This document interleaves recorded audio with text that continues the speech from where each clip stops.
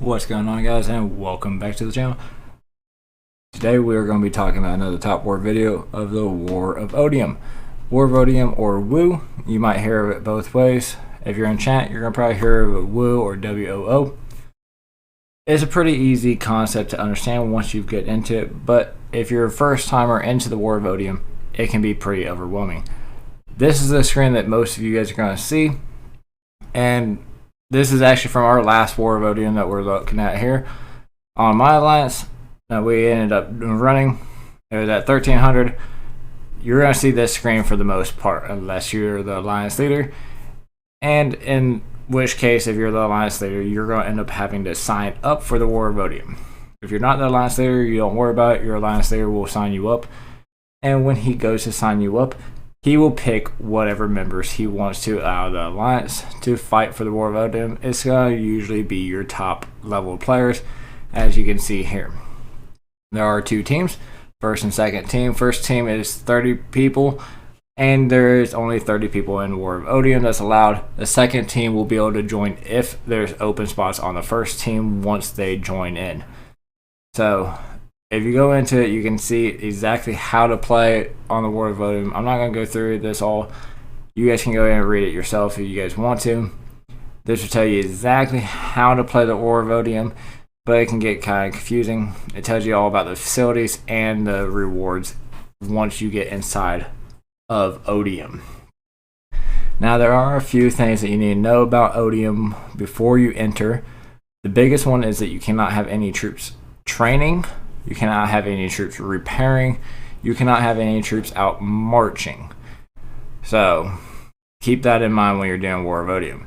Now, when you get ready to go into War of Odium, you're going to see this screen. It's going to say enter the battlefield at the bottom. Now, like I just said, you can't have any troops training, repairing, or marching, or you're going to get that message that you just seen that you cannot have troops out or training while in the War of Odium. So you're going to recall all your marches. So we're going to recall all of our marches right here. Once we get them all recalled, you can go back into the War of Odium screen, hit enter the battlefield. It's going to ask you to restart the game, and you're going to get the loading screen all over again. Now, this is actually taking you to a completely different spot, so your base is no longer on your normal server, and you're going to see this. This is the War of Odium. This is a spawn area. They have a spawn area on their side. This is where all of our people are spawning at when they're coming in.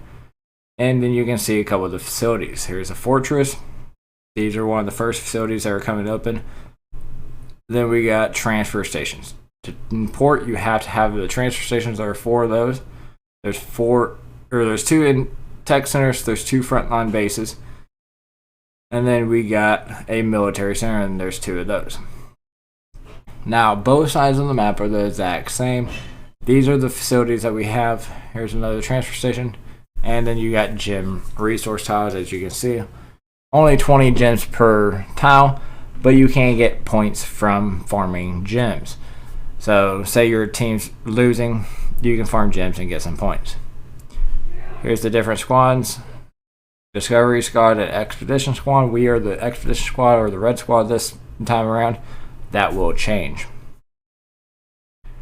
Let's go ahead and I'm going to check some of my stuff. My people, as you can see, are already scouting them on their end, so we can kind of see exactly who we're up against if we want to.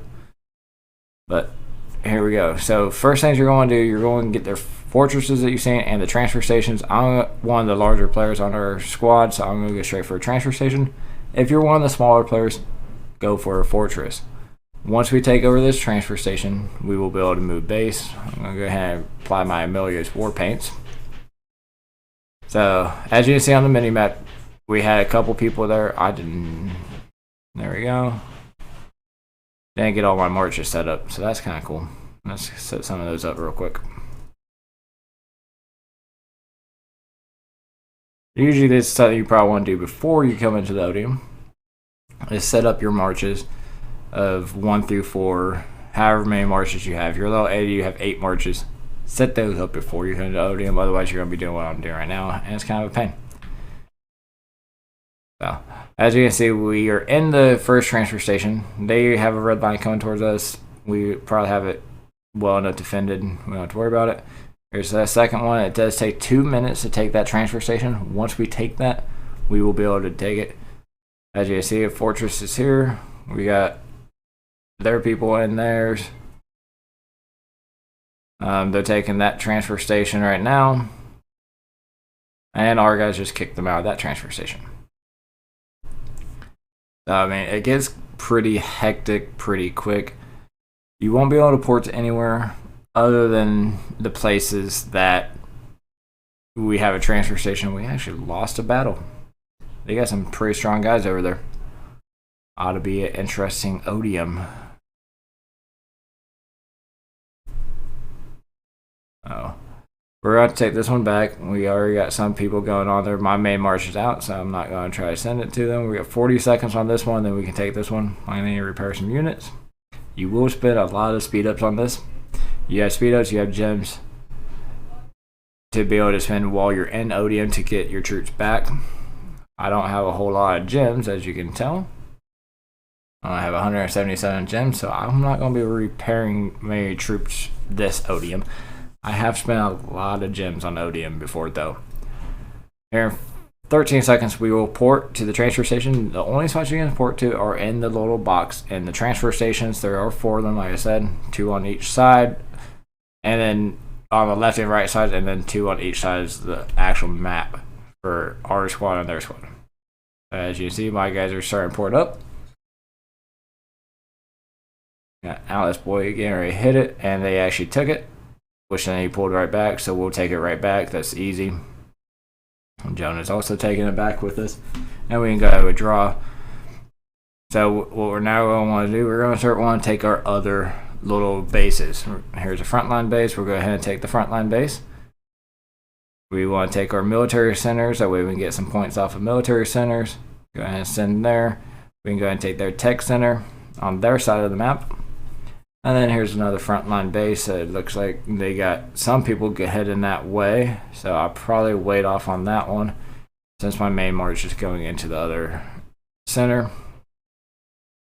I don't 100% trust some of my other marches. So you do get points for having your troops in these frontline bases, in the tech centers. You get points for that, for individual points and team points, both for controlling those. So keep that in mind while you're doing it.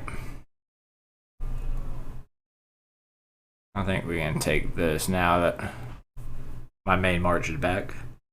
And I mean, this is just kind of a repetitive thing that you're going to keep doing this. You're going to send troops up. You're going to pull troops back. It goes back and forth. As you can see at the top there, that's the points at the top. They have 560. We're the red team. We have just over 1,000 right now. I'm going to go ahead and send some out to farm just to get some extra points. The frontline bases are the best ones for points. That's where you're going to get your most individual points. Level 80, I'm not sure what he has. Let's see. As you can see on the left hand side there, it's going to take 19 minutes to farm 20 gems. So about 1 minute per gem if you're curious about that. I'm the only one in here. That should be my secondary march. It doesn't show me my heroes.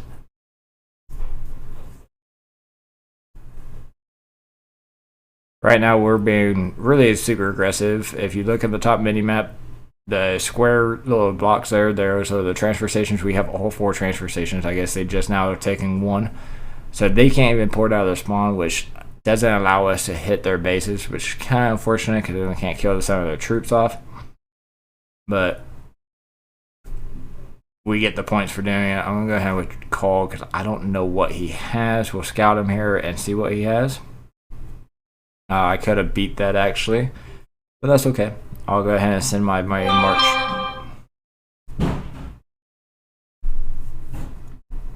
Send my main march right back towards it right there.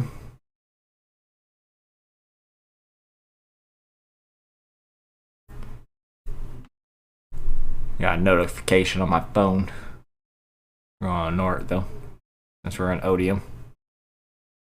Oh, 79. I should be able to beat that. What troops do I got in here? And it's my Air Force. I'm not sure if I want my Air Force to take that hit. If you look on the side here, we do have a box that has 5 minutes and 30 seconds left on it. I will tell you in 5 minutes and 30 seconds exactly what that is. And say we beat that one march, I figured we could beat that. So here's the bomb truck that happens every so often. You're going to just attack that. It's in the center of the map. Anytime it comes open, attack the bomb truck, and whoever gets the bomb truck is really, really useful. Send all your marches with heroes as much as you can so that your team is the one that gets the bomb truck. Doesn't cost you any of it to send it. Just send all your troops to the bomb truck. I just took that back. Let's go ahead and I ain't got no marches. Never mind. Not going to be taking it.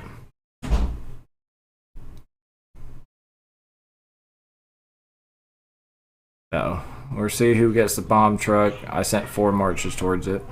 What's it at? Still at 40%.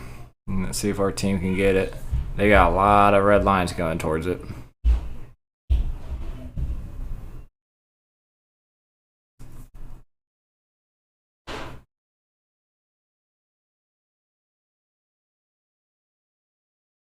And they got it. So it's going blue. So on the bomb truck, what you're going to do, you can see where it's going. It's going to go to our frontline base right here. And this will pretty much kill any troops in it. Right now we got 2 people in that frontline base. The best thing to do when that bomb truck's going is to recall your troops, because it will kill no matter what troops are in that base. As you can see, the next bomb truck's coming up in 6 minutes. While they're doing that, I'm going to go ahead and take our tech center back. This is going to be our tech center.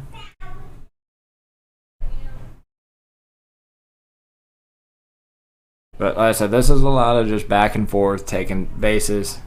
Sometimes you get a match where you're way overmatched. Other times, not so much, and you have to actually fight for it. This one seems like we are pretty much in control here. I mean, we're 2,000 points ahead of them. As you can see, the bomb truck's about to hit the frontline base. It explodes, and it's going to send everybody back, so it actually killed all their troops. Moving on to the closer to the end. We're about to end this one now. Like I said, this is a 2-hour event, so I mean, I've clipped this down a lot for you guys to watch. So we got 20 seconds left. As you can see, we're going to definitely win. They got 10,000 points. We have over 30,000 points. We will win this one. I can still have troops preparing, as you can see. I'm going to show you the best thing about War of Odinium. So what it is, I have 0 units available. As you can see, they're all out marching. I do still have an open march, but all my units are out marching. We get the victory screen. It's going to show you all the points. It's going to show you who your top person was on for the War of Odinium, and then it will show you your points right after that. Now once you click back again, what it's going to do is it's going to pull you back out. You're going to get the loading screen again, and you're going to go back to your server. Now, like I said, I had 0 troops available after that 2-hour event. So, as you can see, I have all my troops back once I got to my server. So, you don't use any of your troops in War of Odinium, which is really nice. So, keep that in mind. You can do War of Odinium completely free. It costs you 0 troops to do Odinium. Unlike server where you actually will lose your troops, you lose nothing. I need to clear out some spots in my area here so I can port home. But that's essentially what War of Odinium is. It's super, super easy. It's essentially taking bases, making sure your team gets more points. You get points for keeping all the facilities on the War of Odinium map. So do whatever you can. Make sure your team wins. Help as much as you can, no matter what level you are. If you get put in War of Odinium, try to make the time to get into the War of Odinium and help your team. These are the rewards that you get from Odinium. So we got a couple decent things there. We got a whole bunch of gold boxes, which is always good. I love gold boxes. Got a gold shard. We got 30 tokens, and we got 10 premium tickets. I took 5th on our team for Odinium, so I got 200 gems, some comp boxes, which are really, really nice. I always like to have the choice comp boxes. We got some speed ups, and then we got some purple shards. And then for our alliance winning, we got 2 gold shards. We got some exclusive skills, some rare skills, and 800 tech boxes for our team winning. So that's what we got for War of Odium. So the rewards are pretty good if you win. They're not quite as good if you lose. You still get good rewards. And like I said, it's free. You're not costing any of your troops. You're not costing any of your power. Make sure you participate in War of Odium as much as possible. Help your team win War of Odium. That's all I got for you guys on this one. Until next time, stay crispy.